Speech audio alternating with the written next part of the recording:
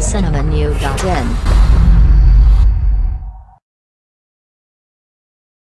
Tamil cinema நேயர்களுக்கு வணக்கம்.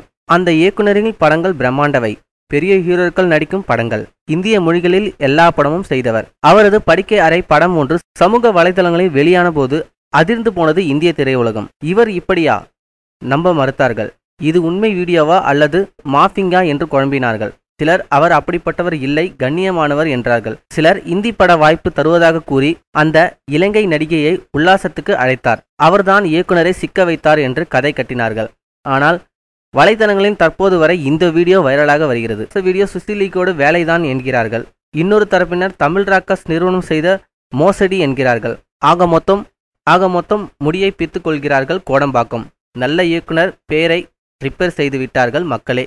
மேலும் இதுபோல சினிமா செய்திகளுக்கு லைக் மற்றும் சப்ஸ்கிரைப் செய்யவும்.